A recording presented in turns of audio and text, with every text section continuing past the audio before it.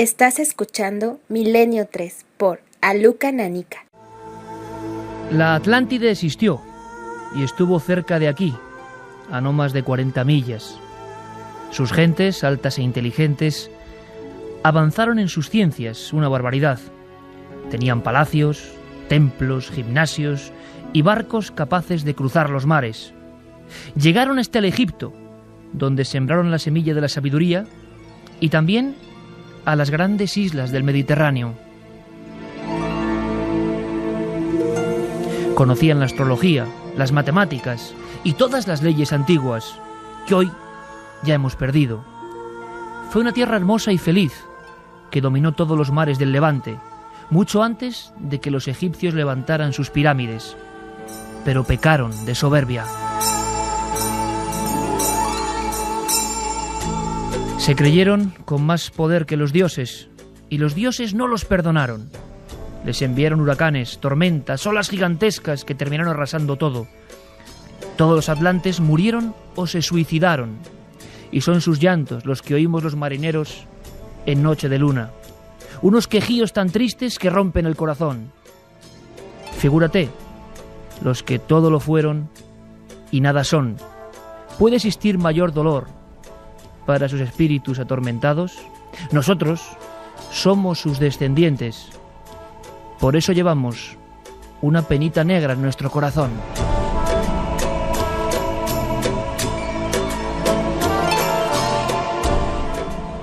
Cuenta un libro que tengo en las manos que un viejo marinero de Cádiz, al que le apodaban el Corcho, solía hablar casi en trance, casi en un estado alterado de conciencia, sobre un pasado remoto, arcaico y maravilloso, que es parte del arquetipo del inconsciente colectivo de una zona concreta de Andalucía.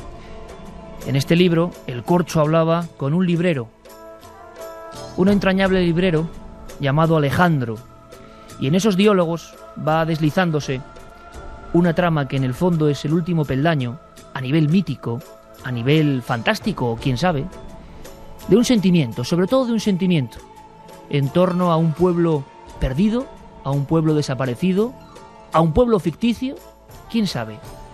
Ese libro, que a mí, lo reconozco, me está absorbiendo por completo, se llama El librero de la Atlántida, y lo firma Manuel Pimentel.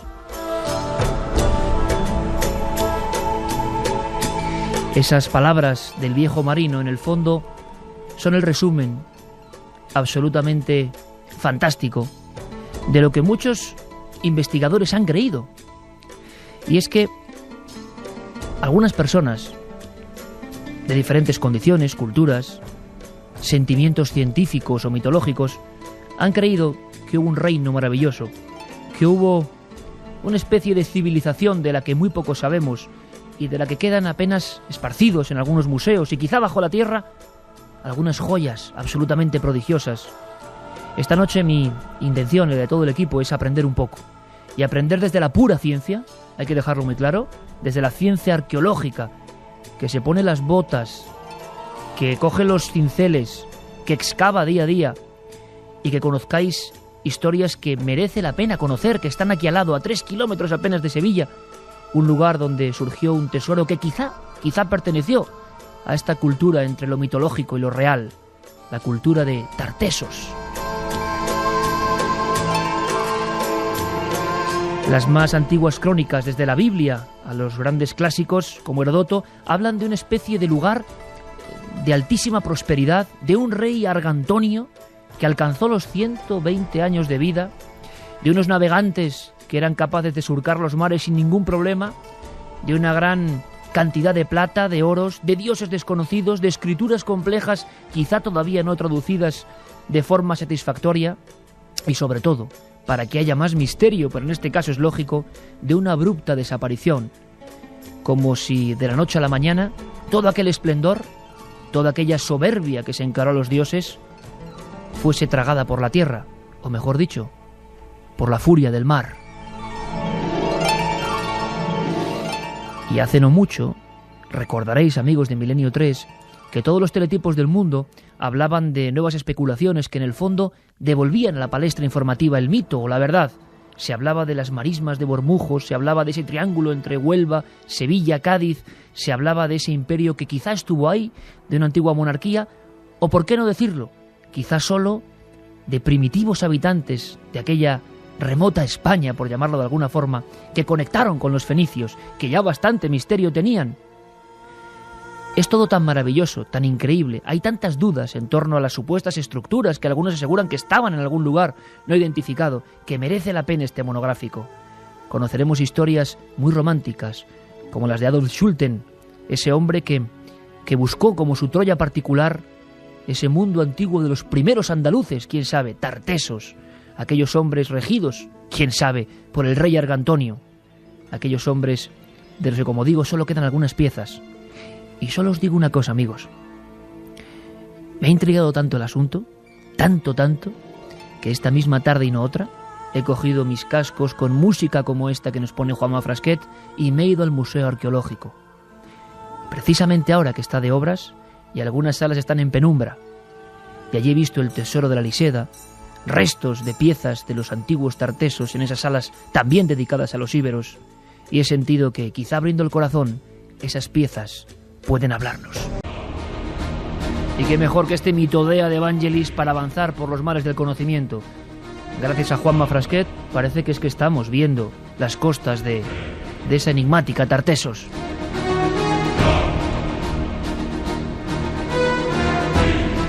Última publicación científica, luego vamos a tener un debate maravilloso, estoy seguro que va a ser de lápiz y papel, que ya casi no se lleva lo del lápiz y papel, pues va a ser de lápiz y papel, entre la ciencia, el mito, la novela, la realidad, la investigación más o menos heterodoxa, un libro que también estamos leyendo a dos manos, junto con el de Manuel Pimentel, Tartesos desvelado. Carmen, buenas noches. Buenas madrugadas, Iker. Pues sí, un libro que además ha salido recientemente y vamos a tener aquí a los autores para que nos hablen de él. Tartesos desvelado, la colonización fenicia del suroeste peninsular y el origen y ocaso de Tartesos. Está publicado por Almuzara y gracias a esta editorial vamos a sortear 3 ejemplares. Ya sabéis las vías de contacto para realizar vuestras preguntas, para dar vuestra opinión. 7640, palabra clave, milenio, espacio y vuestros mensajes, y milenio3 con número @cadenaser.com.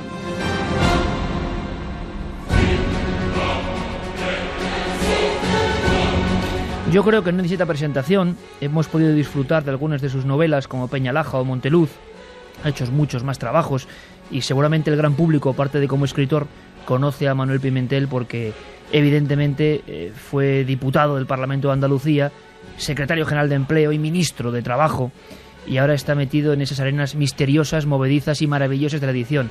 Y yo, que no es habitual que lo diga, tengo que felicitar tanto a Manuel como a todos los que componen Editorial Almuzara, porque nos llegan algunos libros maravillosos y distintos, y eso es una labor encomiable que queremos públicamente, de verdad, dejarla muy clara. Y es un honor también tener a Manuel Pimentel a estas horas de la noche en Córdoba. Manuel, buenas noches, amigo. Muy buenas noches, Iker, muchas gracias por tu amable invitación. De verdad que estoy disfrutando, pero disfrutando como cuando coges un libro y no lo puedes dejar porque ¿qué va a ocurrir? Y sobre todo sabiendo que hay tanto sentimiento y cuidado, tanta documentación. Has publicado El librero de la Atlántida, es maravillosa esas frases del viejo marino gaditano que en el fondo yo creo que resume el espíritu de mucha gente que cree que hace muchísimo tiempo, antes casi de cualquier crónica, precisamente en esa zona del mapa, pasó algo que se llama Tartesos, ¿no, Manuel? Sí, el libro de la Atlántida es una novela y por tanto yo me acerco como novelista en ficción, no pretendo aportar ciencia. Ahora, lo que sí he hecho es, desde luego, estudiar los mitos que hay, ver costumbres que vienen desde muy antiguos y lo he llevado. Fíjate, de la Atlántida, Tartesos es algo distinto, ¿no? Pero de la Atlántida en España solo han hablado los poetas y los locos. Es algo que parece ficción, nadie se lo toma en serio. Y por eso, bueno, solo los poetas, si uno sigue los poetas, sí han utilizado la figura de la Atlántida, mucho. Yo he cogido algunos poemas y la ubican. Solo en la poesía y en la locura pues se mantuvo la llamita de la Atlántida. Pero fíjate que si esto no estuviera en España, estuviera en cualquier otro país de Europa, por decir unos países cercanos, ¿no? Y nos encontráramos que el mismísimo Platón, no cualquiera, hablara en sus diálogos Timeo y Critia y describiera la Atlántida y dijera pues todas las cosas que contaba y que estaba cerca de las columnas de Hércules y lo definiera en un sitio que probablemente, ¿verdad?, pues sea el sur de la península ibérica, yo estoy seguro que por lo menos pues intentarían estudiarlo o documentarlo o hacer un parque temático hasta eso. Nosotros aquí, por parte supongo, ¿no? Por pudor, por ese cierto complejo con nuestras propias cosas, pues lo hemos tenido casi recluido, oculto, desconocido, y ya te digo, cosas de poeta y de loco. Y hay poesía en el libro, he intentado recoger pues ese espíritu que sí queda en algunas canciones y que queda en sentimiento, y el marino, Corcho, pues refleja ese espíritu casi poético. Manuel, hay una cosa, estamos de acuerdo en que desgraciadamente en España tenemos que aprender todavía mucho de cómo tratan algunos mitos, enigmas, misterios y realidades, porque lo que hay es una corriente, bueno, y sobre todo hace un par de años, y esto es como una cosa recurrente, ¿no? No te imagines la cantidad de gente que nos escribe y une ambos términos, ¿no?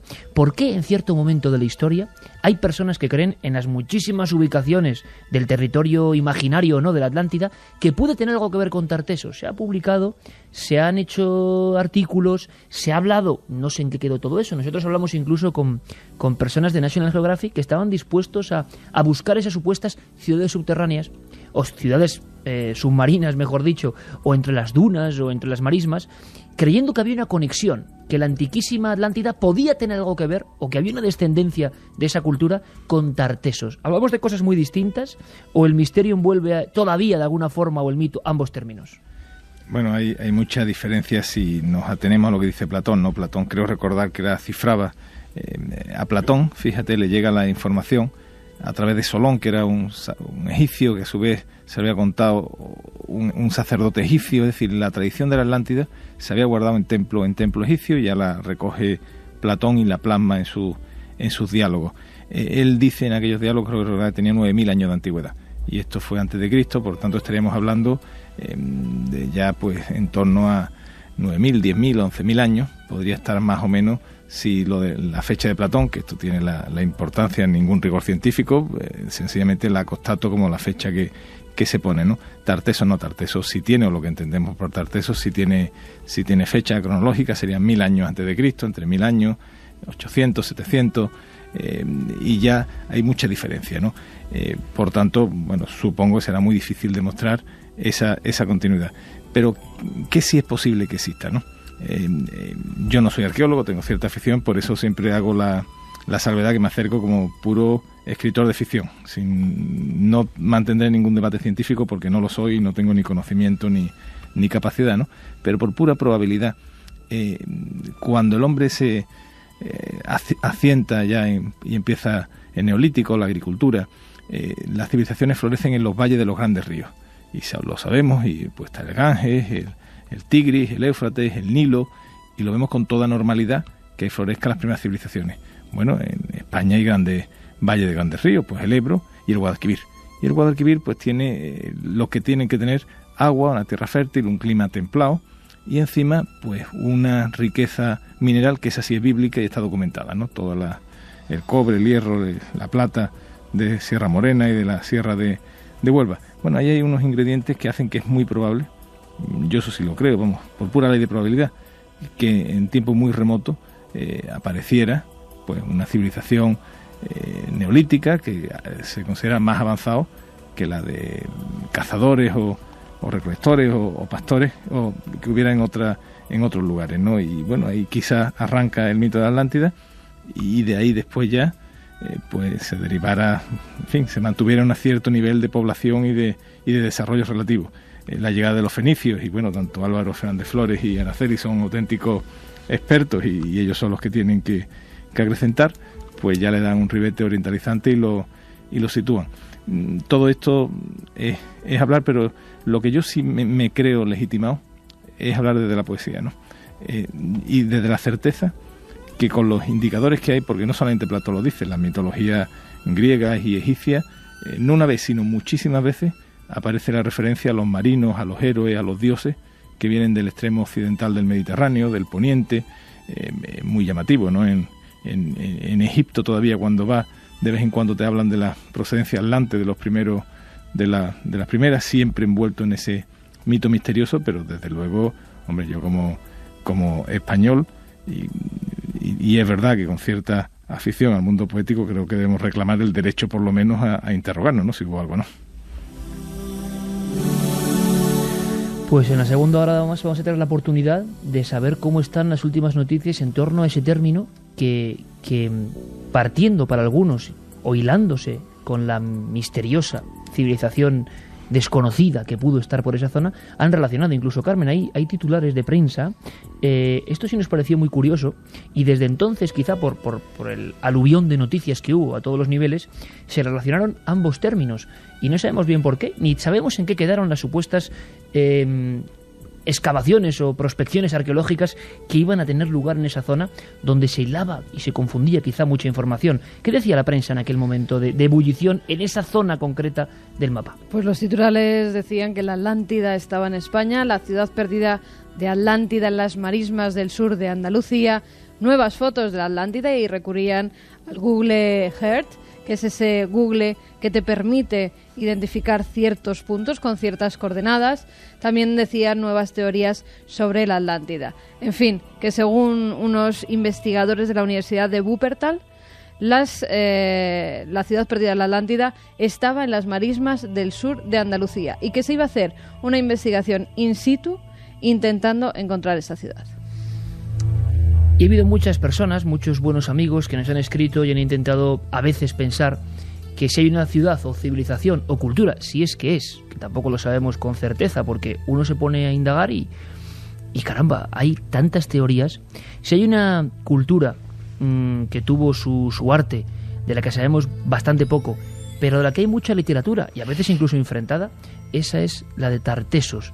Y es muy curioso, ¿verdad, Carmen? Mucha gente piensa eso, que la cuestión de una cultura avanzadísima de la que sabemos poco o que quizá desapareció podía generar ese mito antiguo. Nunca lo sabremos quizá, pero yo recuerdo, como le ocurrió a nuestro amigo Juan G. Vallejo, que se va a unir en la segunda hora también a cotejar datos, que fue el célebre libro Tartessos, ¿verdad?, de Juan Maluquer de Motes, el que nos reencontró un poco con esta historia. Ahí había un montón de datos que luego han sido puestos en tela de juicio. La historia maravillosa del tesoro del carambolo, como yo creo que no es suficientemente conocida por el gran público, en mi opinión, y en el fondo la hace también una cultura, si es que es una cultura propia o realmente fue el contraste de los que había allí habitando esa región, por ejemplo con los navegantes y colonizadores fenicios. Pero hay todo un misterio, quizá también, como decía Manuel Pimentel, la poesía envuelva todo esto, sobre Tartessos y su misterio. Juan G. Vallejo, tú que tanto has escrito sobre esto, un abrazo. Un abrazo, Iker, y un placer como siempre estar aquí en el estudio de la cadena SER contigo. Pues hombre, como decía el señor Pimentel, quizás sea una cuestión de poetas y de locos, pero muchos andaluces que tenemos pues alma de poeta y nos gustan los locos, porque no en vano don Miguel de Cervantes hizo el primer gran libro de la historia de la humanidad y nos mostraba la realidad a través de un loco que era Don Quijote. Pues pienso que sí, pues que hay muchísimas cosas que nos llegan a pensar que Tartessos existió, o sea, desde un punto de vista histórico.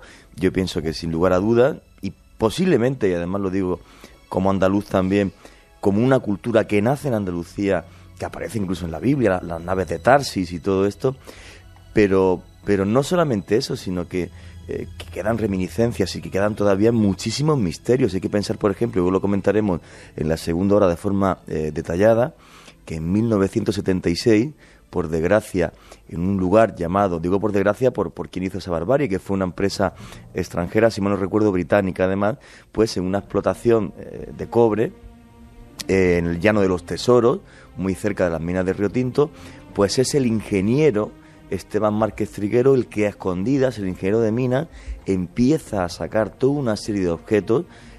Yo he tenido la suerte de poder fotografiar algunos de ellos, que todavía siguen sin estar realmente catalogados por la ciencia. Ahora está en manos de un museo privado, un museo que se va a abrir dentro de poco en Torrecampo, en Córdoba. Entonces, eso hace que esa locura o esa cosa de solo poetas pueda convertirse en una maravillosa realidad. Y desde luego acudiremos a la pura ciencia, a lo que se sabe actualmente sobre ese, yo no sé cómo llamarlo tampoco, pueblo, cultura, civilización de Tartessos, de la que tanto se ha escrito, y este libro magníficamente editado, que termina además con una figura, pues hombre, en parte enigmática, ¿no?, de la diosa Astarte, Es de dos arqueólogos de reconocido prestigio, Álvaro Fernández Flores y Araceli Rodríguez Azogue. Vamos a simplemente saludarles porque luego queremos hablar mucho con ellos. Están en Ser Sevilla. Buenas noches, amigos. Buenas noches y gracias por tu invitación, Iker. Al revés, buenas noches, muy al contrario, estamos también leyendo ese libro. ¿No sabéis por qué Tartessos? Bueno, es que no va a dar tiempo, os iba a preguntar, ¿por qué Tartessos genera tanta expectación, todavía incluso en el mundo más científico, más ortodoxo? ¿Por qué sigue siendo como sinónimo de mito, de leyenda, de ecos muy antiguos? ¿Y por qué sobre todo la gente sabe tan poco, ¿no?, de lo que hay ahí? Si os parece, como tenemos una hora larga, vamos a intentar hilar conceptos, vamos a saber qué sabemos de ese pueblo, o lo que sea, Tartessos, qué tenemos de él, qué estáis descubriendo en el yacimiento del Carambolo, que mucha gente quizá tiene en la mente esos brazaletes, ¿verdad? Esas figuras maravillosas, y yo creo que vamos a sacar muchísimas conclusiones importantes. Así que si os parece, en la segunda hora vamos a saber un poco más de ese pueblo mítico y de ese misterio. Y vamos a conocer cosas que yo creo que son dignas de tener muy en cuenta. Regresamos en unos instantes. 2 y 7 minutos, siempre en directo en la nave del misterio. Nuestro compañero Carlos Largo, Juanma Frasquet en estas músicas y todo el equipo dispuestos, como ya anunciábamos, a navegar entre dos mundos. Lo poético, lo mítico, quién sabe hasta qué punto, el concepto de la Atlántida, cerca de España, en sus costas, que tanto ha dado que hablar, esa especie de muros circulares y unas fotografías aéreas que desde luego hay que decir que tienen bastante poco valor por lo que sabemos, aunque igual, en fin, puede haber sorpresas. Todo aquello de las prospecciones de la aventura de National Geographic parece que no ha ido mucho más allá. Sin embargo, hablábamos como en el Pimentel de su libro El librero de la Atlántida, que recoge en el fondo todo este sentimiento. Si algo en lo objetivo, si algo en lo físico podría parecerse a ese mito de la cultura muy avanzada, que de repente deja de existir o desaparece o entra en una decadencia, y más o menos en esa zona, en ese contexto, pues bien pudiera ser la de Tartessos, que siempre está envuelto de mitología, incluso por los propios investigadores. Muchos amigos ya nos preguntan en el 7640 por el rey Argantonio, 120 años, ¿es posible eso? ¿O son evidentemente mitos? Os hablábamos de un libro, Tartessos desvelado, también publicado por Almuzara, Origen y ocaso de Tartessos. Mucha gente, muchos investigadores buscaron esa ciudad. Adolf Schulten, por ejemplo, pasó años creyendo que como si fuera Troya la iba a encontrar y no la encontró. Álvaro, Araceli, estáis ahí, ¿verdad? Sí, aquí. Vamos a ver, ¿por qué Tartessos significa de alguna forma, y aunque sea a nivel científico arqueológico, misterio? ¿Por qué el propio término está envuelto todavía de eso? ¿Y por qué lo conocemos tan poco en general? Bien, hombre, pues digamos que está envuelto en misterio todavía, primero porque son muchas las cosas que desconocemos todavía y por eso es un periodo que resulta de interés también para los científicos, ¿no? El hecho de que es un periodo muy desconocido, ¿no? y que tiene una gran cantidad de campos abiertos. Y por otro lado, evidentemente todavía permanece en el misterio, bien por esa razón, y ha llamado tanto la atención también muchas veces porque en toda la humanidad siempre ha habido El Dorado, Paraíso, Shangri-La, Atlántida, siempre ha habido un sueño, un reino mítico, un reino fabuloso, deseado por todos, ¿no? Digamos, esa utopía que muchas veces es necesaria al hombre para mantenerse en el día a día, ¿no? ¿Y Tartessos habría, digamos, cumplido esa función de utopía en nuestro país? Hombre, Tartessos ha cumplido muchas funciones. Digamos que en la España de los reyes católicos y en la España de cuando se crean las monarquías nacionales, Tartessos funcionó como una primera reivindicación de lo nacional. Incluso después en la Andalucía de las autonomías, Tartessos fue reivindicado como cuna de lo andaluz, ¿no? Por lo tanto, también ha habido una cierta utilización desde el ámbito ideológico, político, de Tartessos, incluso para fundamentar el nacionalismo andaluz, para fundamentar lo español, incluso para fundamentar la transición a la monarquía desde la dictadura, ¿no? Argantonio, el reinado, se ve como un estado natural de gobierno, ¿no? Y eso se planteó durante la transición, tuvo un gran auge el mito de Argantonio, y hay una cierta raíz, una cierta, digamos, no vamos a decir manipulación, pero sí una un cierto tirar de esto como un estado natural para facilitar esa transición de la dictadura a la monarquía. Araceli, ¿y Sí. qué datos tenemos? Por supuesto, estamos hablando a cientos de miles de amigos que quizá muchos por vez primera se encuentren con ese término, ¿no? Y muchas veces hilado, incluso por investigadores, por los primeros investigadores de alguna forma, a eso, una monarquía mítica, antigua, un desarrollo tremendo de las ciencias, el arte y sobre todo una abrupta desaparición, ¿no? De alguna manera. Y sobre todo también habría que añadir que es que la ciudad, si es que hubo ciudad, pues no ha aparecido, porque la pregunta también que nos hacen muchos amigos es, ¿Tartesos fue una ciudad? O sea, ¿hubo un lugar, una ubicación concreta? ¿O fue un conjunto de pueblos que se relacionaban con otra gente? ¿O qué demonios fue? Bien, para empezar nosotros, bueno, lo que quizás aclarar qué es para nosotros Tartesos, ¿no? Uh-huh.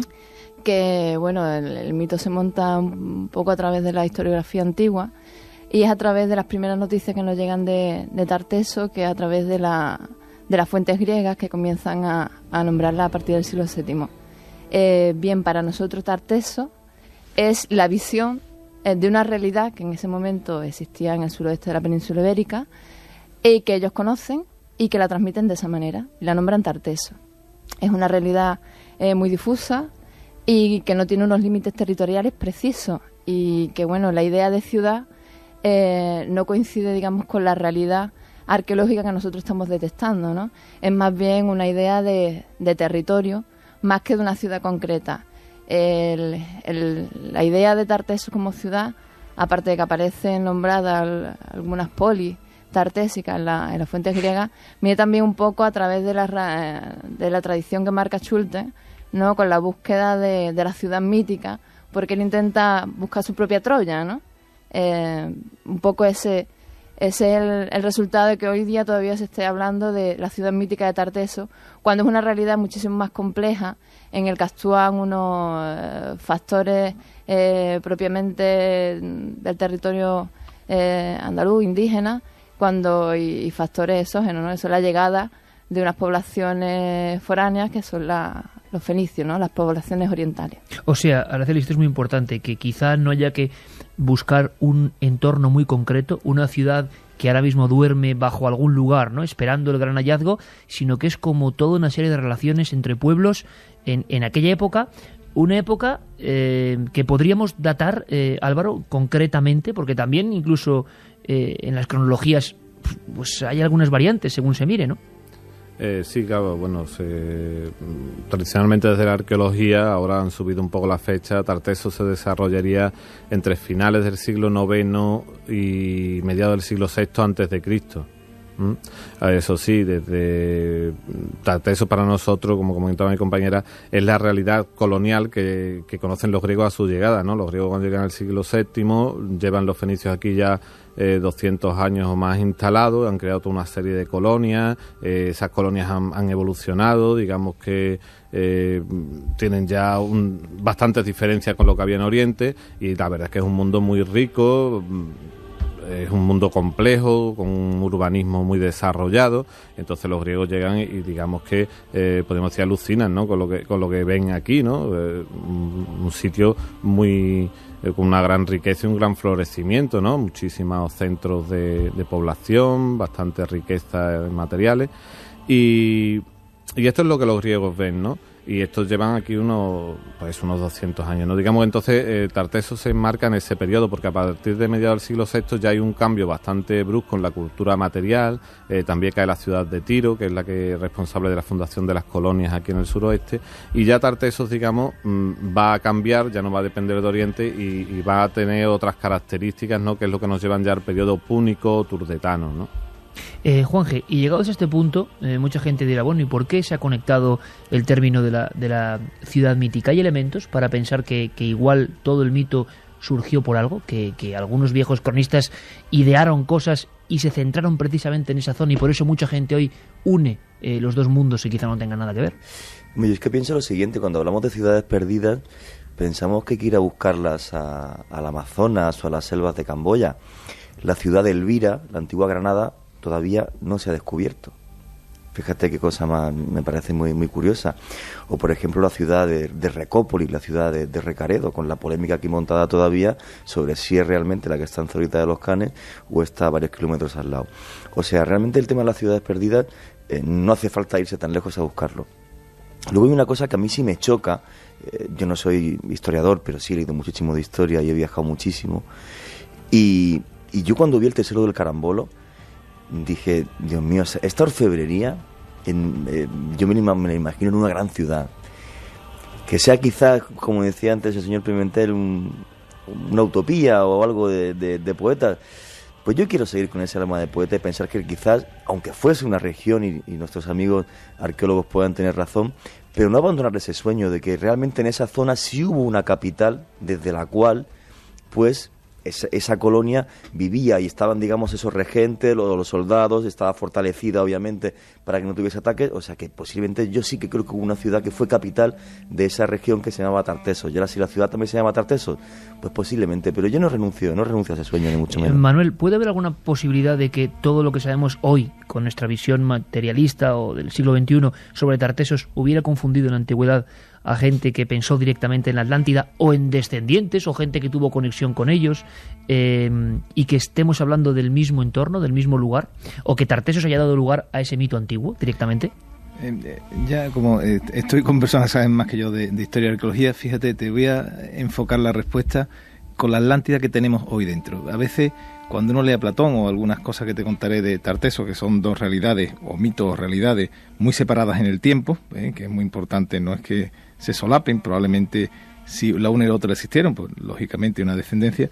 Fíjate, Platón, cuando cuenta algunas de las costumbres de la Atlántida, porque se explaya, o sea, habla mucho de la Atlántida Platón, dice, una de las costumbres que más relata es que los atlantes pues adoraban, uno de sus animales sagrados era el toro, y entonces que los príncipes y los hombres y los jóvenes destacados pues salían al campo armados de unas redes y unos palos y unas columnas, había como un reglamento, unas leyes, y tenían que dominar al toro utilizando solo pues estas redes hasta que conseguían atarlo a la columna, en fin, todo una liturgia con el toro, y que el pueblo adoraba a esos jóvenes gráciles que eran capaces de domeñar a la bestia salvaje, ¿no? Estaban, cuando yo lo leía, están describiendo pues una corrida de toros, es decir, esa liturgia, y entonces que hay una cosa, tú sabes, en España hay gente que está a favor, mucha gente a favor de la fiesta de toros, otros en contra, pero de alguna forma para nuestro colectivo, imaginario colectivo, sigue siendo un animal sagrado. Lo hemos indultado en los carteles de la carretera, no hay otro precedente, solo él. Uno va viendo, sigue siendo un símbolo. Nuestros soldados que van en misiones internacionales se lo ponen de forma espontánea. En fin, hay atávicamente en nuestra genética de pueblo seguimos adorando al toro, igual que los atlantes según cuenta Platón. Pues será casualidad o no, pero es un poquito de Atlántida que tenemos dentro. Y no es casualidad, Manuel, porque otras figuras, incluso posteriores, hay una teoría también de que parte de la cultura tartésica extendió su influencia, ¿no? Si no tengo mal entendido, hacia la zona ya de Levante, y conectó quizá con los pueblos ya de los diferentes reductos íberos, por ejemplo, en la zona de Albacete, la famosa bicha de Balazote, que hoy contemplado con mucho detalle, que es otra especie de toro sagrado, ¿verdad? También, y enigmático donde los haya. Hay cosas tan maravillosas en nuestro pasado que están ahí y que generan un sinfín de confusiones, es lógico. Bueno, mucha gente está preguntándonos por qué hay en el Tesoro del Carambolo, que tanto maravilla a Juan G, y seguro que quien lo vea, y por qué tiene que ser digamos, de una cultura avanzada. Quizá también sean mitos o no. Vamos a conocer un poco, quizá el gran tesoro por el cual se empieza a hablar de Tartesos como realidad arqueológica y se deja un poco el mito, ¿no? Hay un momento en que Tartesos, caramba, como aquello de la Biblia tenía razón, ¿no? Los que buscaban la arqueología que demostrase antiguas tradiciones. Bueno, pues el Tesoro del Carambolo, 1958, tiene una historia que sobre todo quiero que mucha gente conozca. Carmen. Pues corría el 30 de septiembre, mejor dicho, de 1958, cuando Alonso Hinojos del Pino, que se encontraba realizando unas obras de ampliación en los terrenos de la Real Sociedad de Tiro de Pichón, en la localidad de Camas, a 3 kilómetros de Sevilla, se dio cuenta que en el suelo algo brillaba. enseguida sonrió, pues conocía de sobra la leyenda de que bajo esas tierras había enterrado un tesoro de incalculable valor. Se acercó hasta el objeto y comprobó que se trataba de un brazalete dorado, pero estaba roto, así que decidió buscar junto a sus compañeros la parte que faltaba. Se pusieron a excavar y lo que hallaron fue un recipiente de barro lleno de otros objetos a los que en principio no dieron la más mínima importancia. Así, creyendo que se trataba de baratijas de latón o cobre, se las repartieron entre los obreros. Tras comentarlo con alguna gente, decidieron entregar las joyas a directivos del tiro de pichón, que enseguida pusieron en manos expertas estos hallazgos. Así llegaron las piezas a manos del arqueólogo y catedrático don Juan de Mata Carriazo, y este realizó un informe en el que se dice: el tesoro está formado por 21 piezas de oro de 24 quilates, con un peso total de 2.950 gramos, joyas profusamente decoradas con un arte fastuoso, a la vez delicado y bárbaro, con muy notable unidad de estilo y un estado de conservación satisfactorio, salvo algunas violencias ocurridas en el momento del hallazgo. Entre las piezas del tesoro destacan 2 brazaletes de unos 10 centímetros de altura, 2 pectorales decorados con semiesferas, rosetas encapsuladas y filetes con pinchos, un collar que acaba en 7 colgantes con aspecto de sello signatario, varias placas de diversos tamaños y formas. El profesor Carriazo estableció que estas piezas pertenecían, fijando un amplio margen de error, a un periodo comprendido entre los siglos VIII y III a.C. El tesoro del carambolo, y nuestros amigos Álvaro Fernández Flores y Araceli Rodríguez Adoque tienen la increíble fortuna, ¿no?, de estar ahí trabajando, investigando. Es difícil en la radio, evidentemente, crear una imagen, aunque a veces puede ser mucho más potente que la propia diapositiva visual. ¿Por qué es importante este tesoro? ¿Qué refrenda este tesoro? ¿Qué demuestra? ¿Que Tartessos existió realmente? ¿Que eso es verdad? ¿Que el mito de alguna forma es menos a raíz de estos brazaletes y estas figuras maravillosas y luego todo lo que habéis ido descubriendo? Bueno, el hallazgo del tesoro del carambolo supone, como tú has dicho antes, la materialización de la cultura tartésica, ¿no? Se encuentran de repente Juan de Mata Carriazo con unas joyas que no pertenecen al mundo romano ni a ningún periodo conocido. Entonces, cuando empiezan a ver que puede corresponder a ese mundo desconocido, que es el mundo tartésico, que tanto se había buscado, pero que hasta este momento no se había localizado. Y es lo que da lugar a la primera campaña de excavaciones que se lleva a cabo en el año 58, justamente en la zona donde apareció el tesoro del carambolo. Entonces hacen allí una excavación, una pequeña excavación, porque la zona tenía grandes limitaciones, ya que allí estaba construido en ese momento el tiro de pichón. Y bueno, ahí no consiguen ubicar bien el estrato concreto donde sale el tesoro, porque ya había sido excavado por los operarios que lo hallaron, pero sí encontraron una serie de niveles que aportaron pues cerámicas, metales y una serie de objetos que se clasificaron como correspondientes a la cultura tartésica, ¿no? Y eso es lo que ha dado después las pistas a los investigadores posteriores para enmarcar otra serie de yacimientos en ese periodo, ir dando cuerpo a lo que se ha venido hasta el momento considerando la cultura tartésica como algo indígena. Álvaro, ¿qué podríamos decir a un montón de gente que de inmediato, como es lógico hoy en día, ¿no?, en esta aldea global van a estar buscando ya imágenes del tesoro del carambolo? ¿Por qué es tan excepcional? No solo lo que se llama tesoro, sino lo que luego habéis ido descubriendo, ¿no? ¿Por qué es tan impactante? Porque desde luego verlo impresiona, ver todas esas piezas que es verdad que parecen maravillosas, ¿no?, que si uno le cuentan el mito de que pertenecían poco menos que a atlantes o a culturas que llegaron a un nivel sublime, pues se lo cree realmente, ¿no? Bien, sí. Independientemente de la importancia histórica, en el sentido que ha dicho Araceli, de materialización de Tartessos, evidentemente el tesoro tiene una gran importancia. Ya Carriazo en su momento, viendo lo magnífico que era la joya, la forma o sea, su decoración, etcétera, y lo relacionó con el posible indumentaria de un sacerdote o de un rey, ¿no? Al final se quedó con la hipótesis del rey. Después ha habido varias interpretaciones del tesoro La última de ellas sería de que forma parte del atavío de que se le pone a animales sagrados a la hora del sacrificio, y esto viene a la nueva interpretación del carambolo como un santuario, ¿no? Entonces ha pasado de ser, digamos, eso, la indumentaria de un rey, a un ajuar ritual, ¿no? Ese ajuar, cuando se destruye el santuario, pues, es enterrado, evidentemente, y nunca se recupera, ¿no? Y de hecho tenemos constatada la destrucción de Carambolo en torno al siglo VII, cambio de era, ¿no?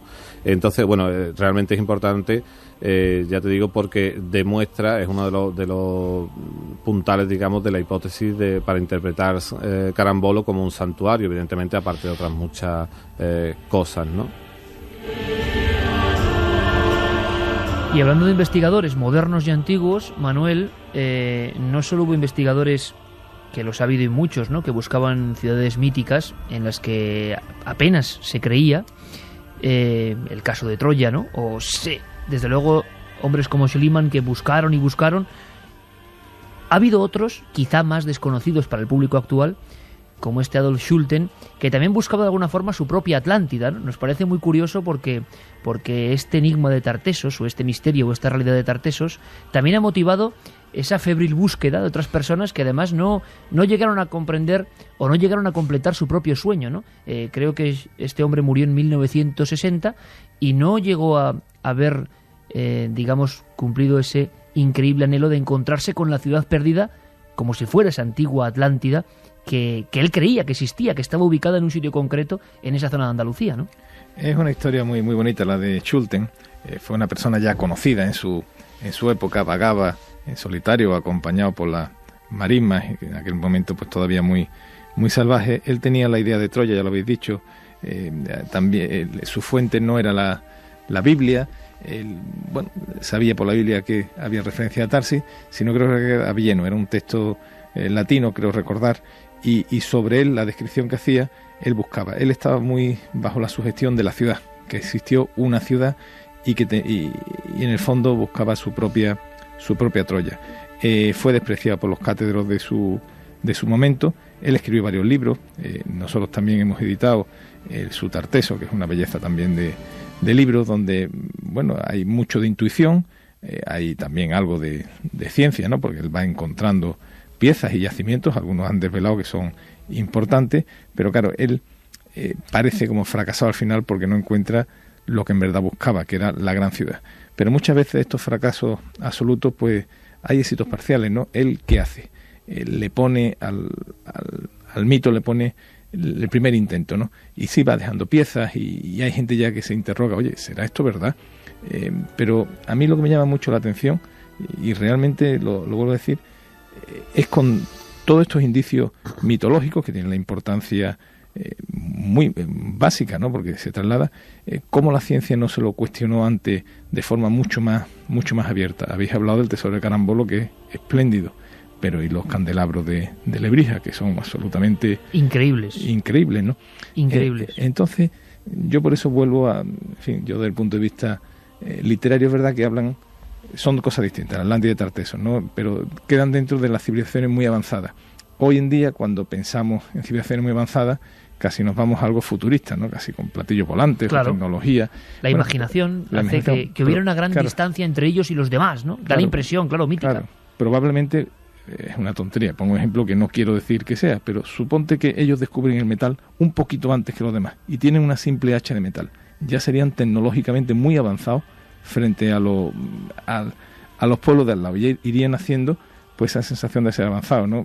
Lo que pasa en lo largo de la historia como pueblo muy avanzado sería muy avanzado en términos relativos con lo que había en la época, ¿no?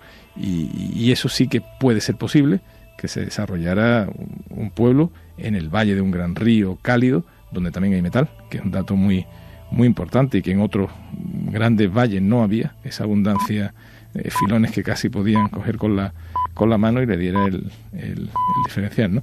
Y Schulten es una belleza. Fue despreciado en su momento, pero su figura sigue siendo debatida y estudiada, y los libros de Tartessos de Schulten siguen agotando ediciones porque hay mucha gente que se acerca a ver su punto de vista, como el Tartesos desvelados de Álvaro y Araceli, que también pues aclara y pone puntos sobre la I e introduce nuevas vertientes, hacen que más que mito ese interés esté vivo, y yo a veces me pregunto si más que una ciudad, yo creo que tiendo a pensar que es un territorio y alianzas de ciudades que extienda probablemente más que el Valle del Guadalquivir, lleguen más al Levante, más al norte, a Extremadura, y se amplíe, pero muchas veces pienso cuánto no estará debajo de las actuales ciudades. Se decía que no hay que irse a las selvas o a los desiertos para buscar ciudades perdidas. Hay ciudades como Carmona o Sanlúcar de Barrameda, otras tantas, que uno está allí y tiene la sensación de que aquello no es cierto. Donde dicen esto tiene 2000 años, la fundaron, en fin, tiene una sensación que aquello es mucho más antiguo. Quién sabe si debajo de estas ciudades no estuvieron las antiquísimas ciudades pues tartésicas, o quién sabe si mucho más antiguas. Quizá, Juan G., otro de los mitos o realidades arqueológicas, pero transformadas en mito, que ayuda a que Tartesos sea, pues digamos, un icono, ¿no?, de lo misterioso, o por lo menos de lo confuso, es su desaparición, que muchos han creído que fue, pues una desaparición repentina. Ha habido muchos libros a este respecto. Sí, y muchas teorías. Se habla de un gran cataclismo, se habla de guerras internas en ese territorio. Se habla, como decía también los compañeros, de que, bueno, si realmente esta gente tenía una relación muy directa con los fenicios, al llegar a un declive de la cultura fenicia, pues que ellos fueron económicamente afectados. Entonces, quizás el gran problema y a la vez el gran misterio de saber el fin, incluso el principio de Tartesos, es que los textos turdetanos, los textos de esa zona de España, de esa zona que son muy parecidos a los íberos, jamás se han traducido. Y también, igual que antes decía que no hace falta irse a buscar ciudades perdidas a la selva o al desierto, pues para encontrar una escritura que esté sin traducir no hace falta irse muy lejos. En España la tenemos, en el Museo de Arqueología de aquí de Madrid y en otros muchos museos de España la tenemos. Cierto. El antiguo íbero y el antiguo idioma que se escribía en aquella zona no se ha traducido nunca, con lo cual el misterio, digamos, sigue creciendo. Araceli, Álvaro, ¿es esto cierto? ¿Hay inscripciones? Debe haber de todo, porque hoy en día además, y si uno indaga un poco en internet, ya no sabe, evidentemente, como siempre, hay que acudir a los libros, ¿no? Lo decimos siempre, porque como uno se meta en algunas profundidades buscando inscripciones, al final cada uno dice lo que le viene en gana. ¿Qué hay de realidad en esto? Se ha hablado también de ese mito, ¿no?, de unas inscripciones más o menos extrañas. ¿Son o no son realmente? Sí, bueno, están las conocidas estelas tartésicas, en las que aparecen una serie, en algunas de ellas aparecen una serie de inscripciones junto a figuras de guerreros acompañados por armamento, carruajes y algunos elementos de adorno personal. Y se ha intentado encontrar paralelismo con las escrituras orientales y demás, pero hasta el momento no ha sido traducida. O sea, siguen sin traducir. Sí, siguen sin traducir, sí. Pues es que eso es precioso, eso conecta la arqueología con la poética directamente, ¿no? Porque claro, a todo este mundo tan maravilloso que vosotros estáis investigando ahí paso a paso, que hay estas inscripciones que, claro, son muy llamativas si las vemos en fotografías, ¿no? ¿Se parecen mucho a alguna otra cultura, a algunas otras estelas? Bueno, sí, estas inscripciones, o sea, estas estelas, digamos, se conocen como estelas de guerreros, tienen paralelos en lo que se denomina el bronce atlántico, ¿no? Otra serie de inscripciones que se desarrollan por lo que es la fachada atlántica. En principio, y según nuestras hipótesis, estas gentes de esta cultura atlántica, ¿no?, bajarían hacia lo que es el suroeste andaluz prácticamente al mismo tiempo en que se produce la colonización fenicia, y entrarían en contacto ambos grupos. De hecho, en alguna de estas estelas aparecen representados objetos tradicionalmente relacionados con el mundo fenicio, ¿no?, como peines de marfil o determinados instrumentos, ¿no? Entonces parece que estas dos culturas entran en contacto probablemente al inicio de la colonización fenicia, aunque quizás estos grupos sigan bajando durante todo el periodo colonial, ¿no?, que nosotros establecemos, pues eso, al menos desde el siglo IX hasta mediados del siglo VI. El mito, la realidad de la primera, claro, se habla de ciudad, claro, si igual no hay ciudad, pero lo que nos llega, leyendo a los antiguos, es primera ciudad de Occidente. ¿Eso se vendría abajo desde vuestro punto de vista arqueológico y de investigación o se mantiene? Pues podría mantenerse, la verdad, porque, verás, para nosotros Tarteso está directamente relacionado con la colonización fenicia de la península ibérica y, por tanto, con la fundación de Cádiz, que es una de las primeras colonias que se fundan, ¿no? Según los textos, daría como un 1100 antes de Cristo, según la arqueología, no se ha llegado a una fecha tan antigua. Pero sí que es verdad que en el extremo occidente la instauración de todas estas colonias fenicias da lugar a una civilización, en el sentido de que posee escritura, posee urbanismo, posee unas estructuras estatales, y es la primera civilización que se desarrolla en Occidente, eso es cierto. Y tienen ciudades, eso es evidente, ciudades quizás no en el concepto actual, ¿no?, pero sí unas ciudades como por ejemplo Sevilla, ¿no?, que estaría compuesta por la propia ciudad, que es la Sevilla actual, el santuario, que es Carambolo. Todo eso pasaría a ser ese nuevo concepto, si me permitís la palabra, igual está mal empleada, tartésico, ¿no? No de una búsqueda concreta de un sitio abandonado, sino de una influencia en todos esos entornos, ¿no? Exacto, digamos que Tarteso es el territorio fenicio del suroeste de la península ibérica, todo ese territorio que está lleno de ciudades y de... Pero yo ahí, Álvaro, lo que veo, mucho antes de Cádiz, ya hay ciudades cualquiera, tú vas a Carmona y aparecen yacimientos de una ciudad mucho más antiguos, ¿no? Luego Cádiz no es la primera ciudad, no es la ciudad más antigua, ya existían ciudades antes, ¿no? Eso es una evidencia arqueológica, ¿no? No, Carmona, la fecha más antigua que tenemos ahora mismo para Carmona, creo que está en torno al 750...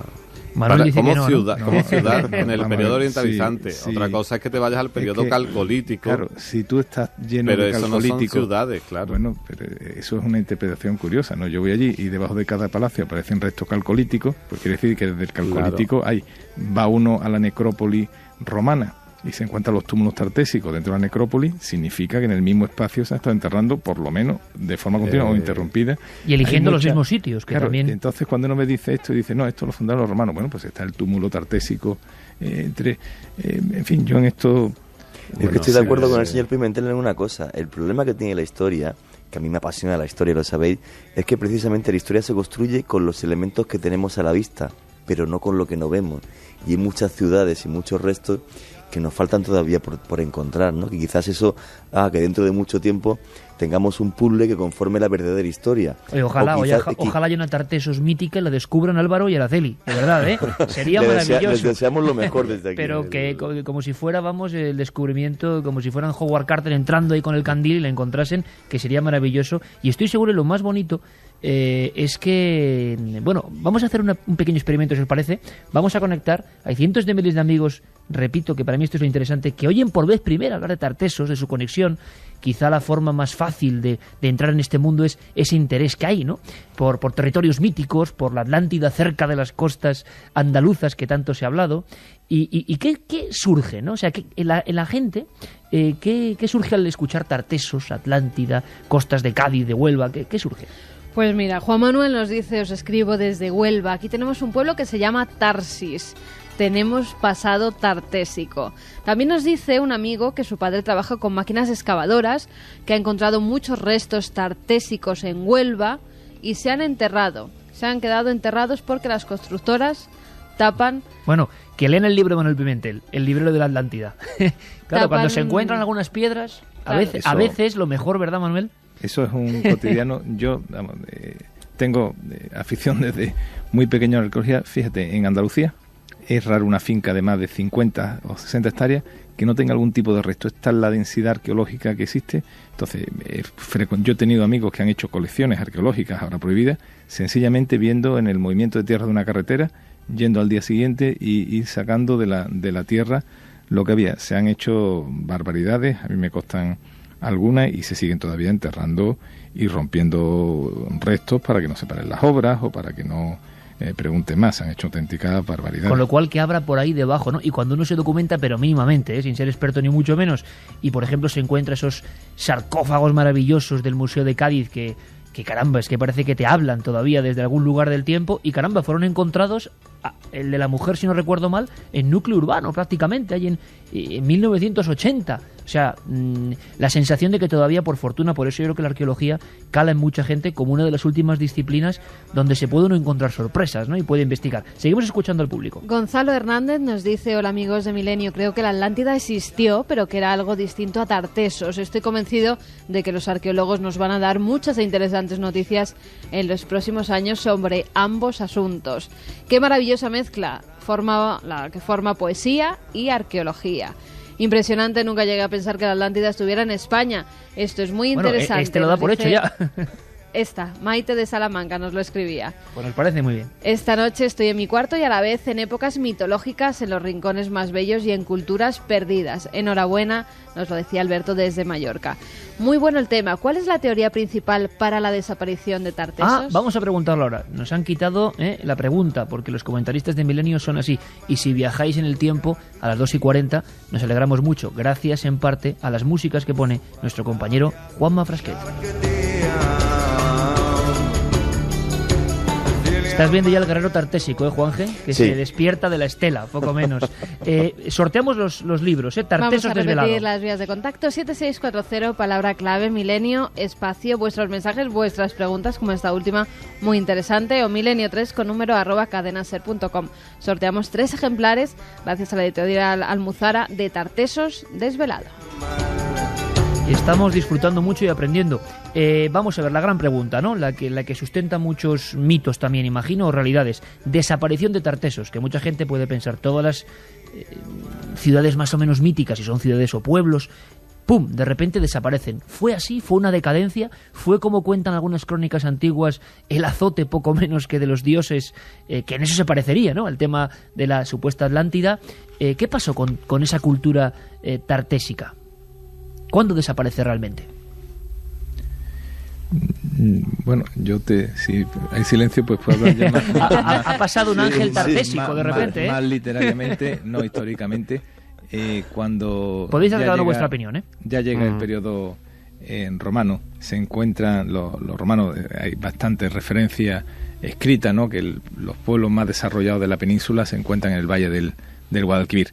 De alguna forma, ya pues Tarteso, políticamente o no, ya eso los arqueólogos no lo dirán, pero sí es verdad que hay un legado de cierto desarrollo de costumbres urbanas, y eso hace también que la naturaleza política de la Bética fuera distinta, fuera provincia senatorial y no imperial, como el resto, ¿no? Tuvo un tratamiento distinto del mundo romano, porque ya había una civilización más urbana, y así se reconoció, ¿no? De alguna forma, lo que fuera, ¿verdad? Políticamente quizás hubiera perdido el poder, hubiera perdido el lazo con los fenicios, en fin, ya eso no lo aclaran, pero se mantuvo ese cierto diferencial, como queda recogido en muchísimos documentos de la propia realidad política de la Bética romana. Bien, hay incluso un documento de Homero, sí, donde él comenta que los turdetanos, que son los más cultos entre los íberos, conocían la escritura hacía ya por lo menos 6.000 años.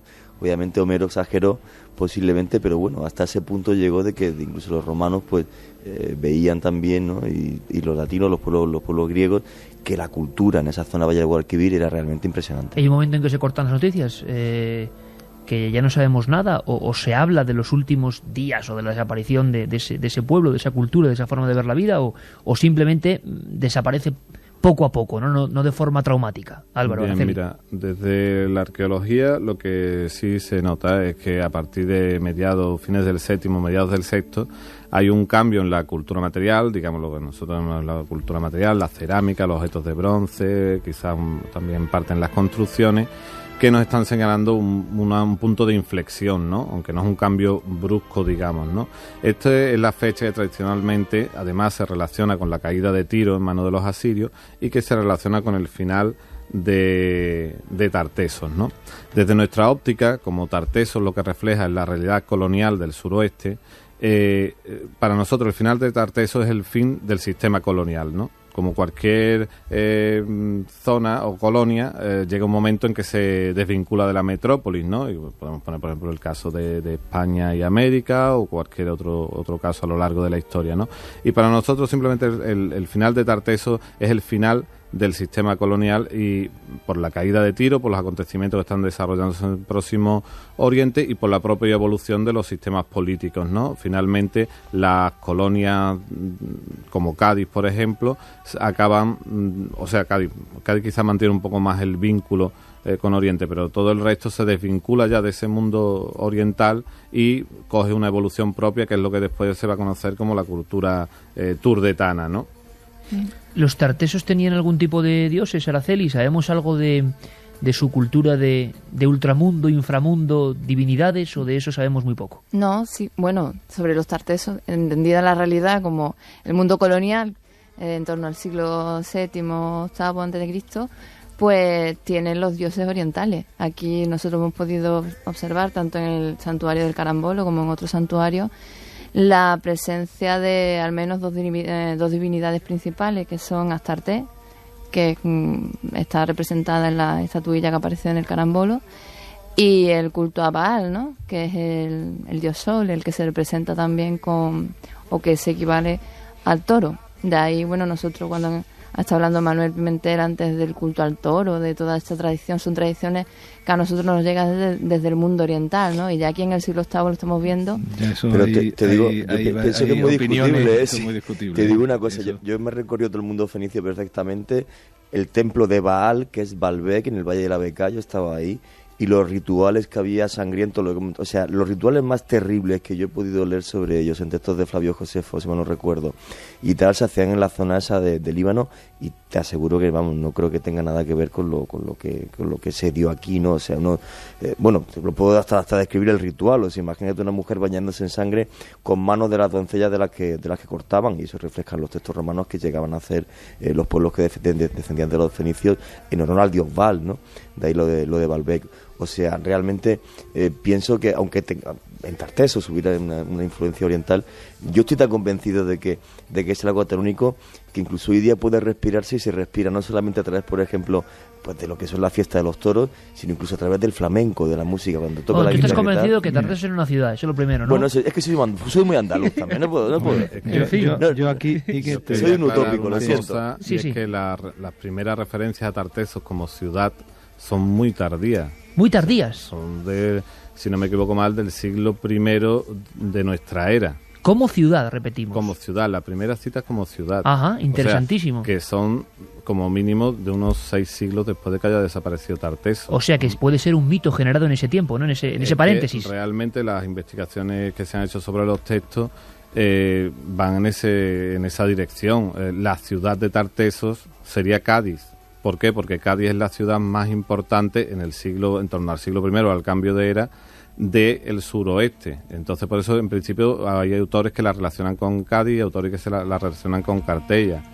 Esas son las dos, digamos, sedes que se manejan para Tartesos en la antigüedad, en el cambio de era, porque son las ciudades principales de lo que se denomina Tarteso. Esta gente, cuando leen sus propios autores antiguos, dicen, pues Tarteso está en esta zona. Sí, eso es indudable para todo el mundo. Entonces, ¿cuál es la ciudad de Tarteso? Pues Cádiz, porque es la ciudad más importante en ese momento, o Cartella, que es otra de las ciudades importantes en ese momento, ¿no? Entonces, las referencias son muy antiguas. Después Schulten, digamos que retoma esto y une lo de Platón, y se produce esa búsqueda que continúa hasta la actualidad, ¿no? Por cierto, hablando de actualidad, mucha gente nos está preguntando, que os preguntemos al mismo tiempo, ¿qué opinión tenéis?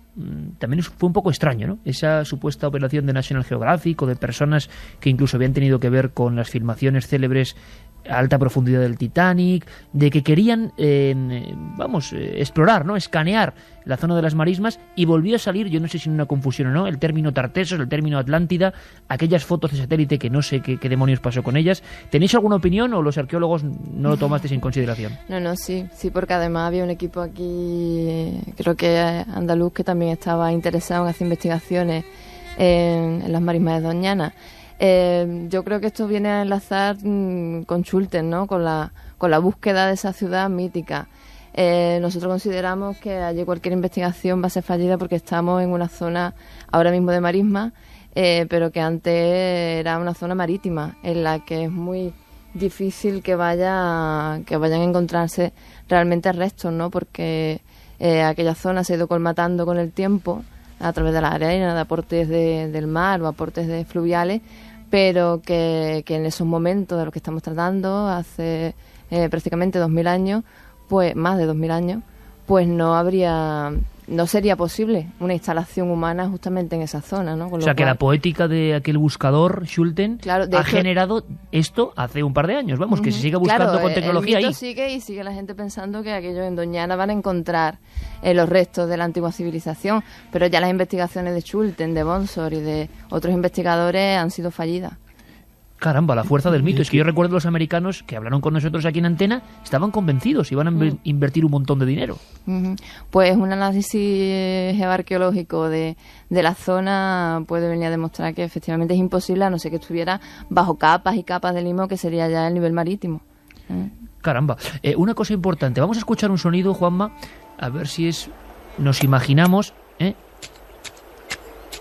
Esto es fenómeno, porque estamos ya en una cata arqueológica, indagando, y hay una cosa muy importante que no podemos dejar pasar de vuestro libro, que son las nuevas investigaciones. No todo se detiene en el tesoro del carambolo, sino que se sigue investigando.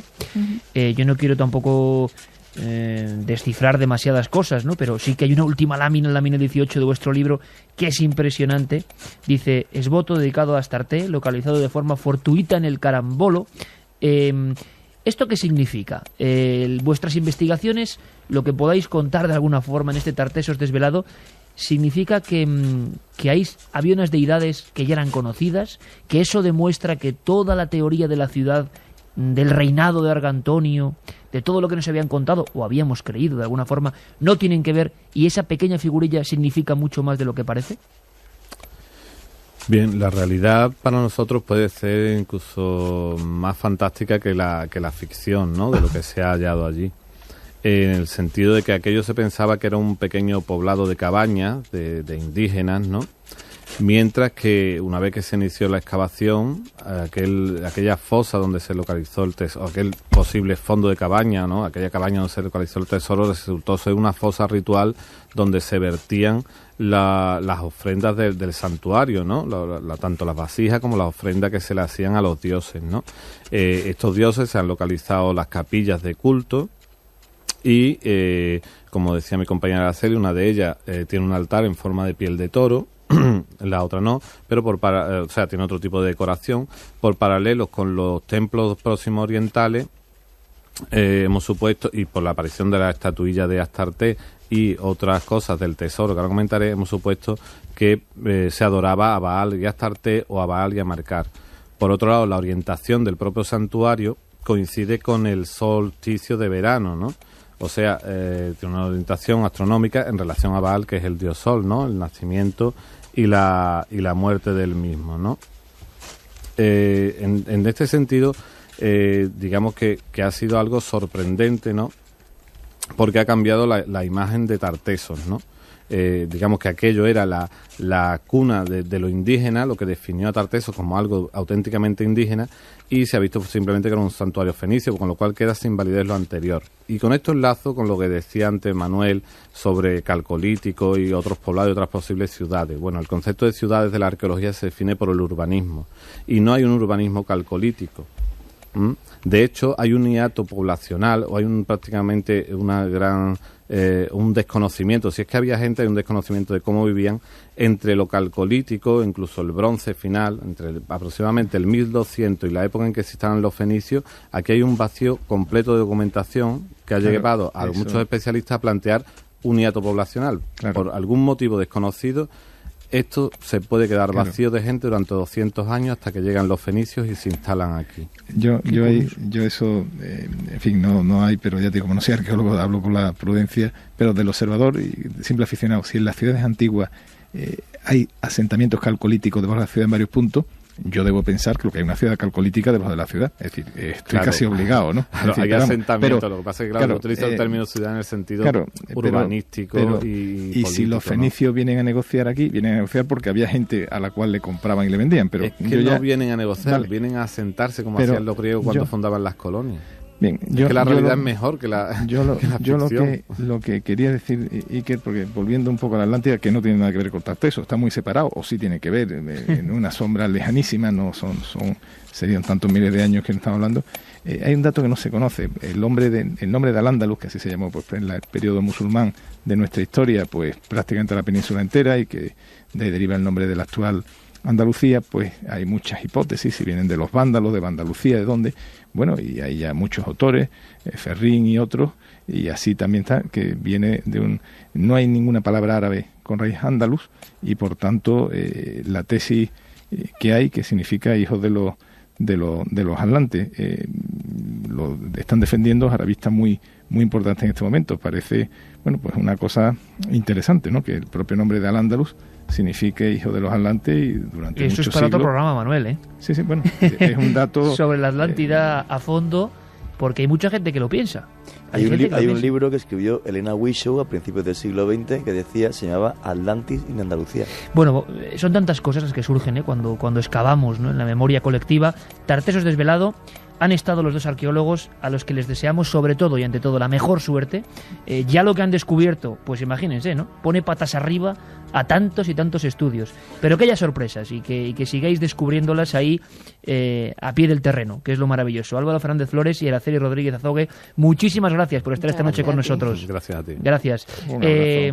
Manuel Pimentel, ¿estás ahí todavía? Estoy aquí, pidiéndome, es que le he dicho un abrazo a ellos. Bueno, que es que sobre la Atlántida como mito, no como presentación para hablar de Tartesos, tenemos que hacer un programa, porque yo creo que el Corcho algo de razón tenía, el marino gaditano tenía, ¿no?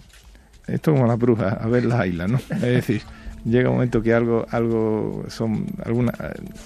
existió. Oye, sé que tenemos un poco tiempo, pero eso pasa con muchos temas. ¿Tu fascinación por el tema de la Atlántida, de dónde surge? No, yo soy muy aficionado a la arqueología desde muy pequeño. Me crié, siempre he estado rogando, pues viene de cuando fui leyendo por algunas cosas, pues mitos orientales, y yo dije, bueno, ¿por qué no me lo cuestiono? Si por tantas fuentes me están diciendo que estuvo aquí, ¿por qué no me planteo yo que estuvo aquí? Y entonces fue cuando empecé a ver estos rastros.